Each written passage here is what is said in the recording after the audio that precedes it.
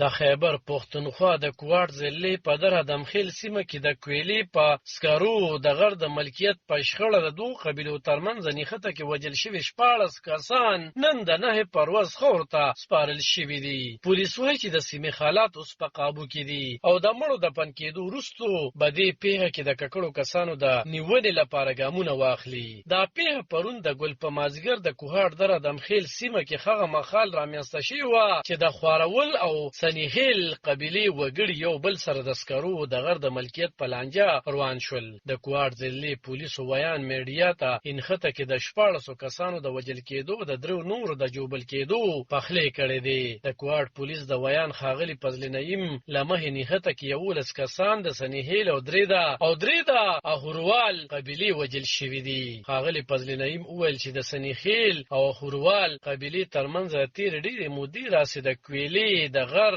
په خط باندې د شخړه روانه ده او تر دې وړاندې هم دواړه زو په یو بل ډزې کړې دي. د سیمې نه سرچینې میډیا ته ویلي چې د ګل پروش شوې دا نښته دومره سخته وه چې حتی د مخنیوي لپاره یې سیمې ته پوج وربلل شوی و. د پولیسو ویان وویل چې دا نښته تازه نښته ده. اهوروال قبیلې تر ولکې لاندې د سکرو یا کویلې د درنګ د 4 کیلومتر رقبې په ملکیت شوې ده. خو وویل چې د پیښې مقدمه در دمهیل په پولیس تانه کې درج شوې ده او کوم 3 کسان چې د پیښې کې جوبل شوي دي هغوی هم په دې مقدمه کې نومول شوي چې هغوی د پولیسو سره گرفتار دي او د نورو د نیولو لپاره پولیس هڅې کوي. د پولیس ویان وویل چې نن به د 9 پروز پیښه کې وجل شوي کسان خور ته سپارل کیږي ځکه چې پولیسو له تر دې دمه د دواړو قبیلو په ضد لاسګام نه دی اخیستی. خو د مړو خور ته له سپارل کېدو وروسته به پولیس د دوی د نیولو اقدام وکړي. د یادو قبیلو ترمنځ تر دې وړاندې هم په بېلابېلو وختونو کې د سکرو د غر په ملکیت نښتې شوي دي چې وروستۍ نښته پکې د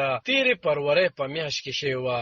اخواډان ورځپاڼې در دمخیل د تحصیلدار مسلم افریدي له خولې خپل رپورټ کې لیکلي چې پوج د شخړې خواري لپاره د دواړو خو مشران رابللي دي او د کوهاټ پولیس او د در دمخیل د اسسټنټ کمشنر منځګړتوب د بندو دروازو تر شا د شخړې د خواري خبرې کوي. در دمخیل سیمې په تیرو وختونو کې د نیمې قبایلي سیمې درجه درلوده او دا سیمه په ایشیا کې د وسلو د کاروبار تر ټولو ستر مارکیټ یادېږي. علب خان شیرپو دلبر نیوز در دمخیل د خیبر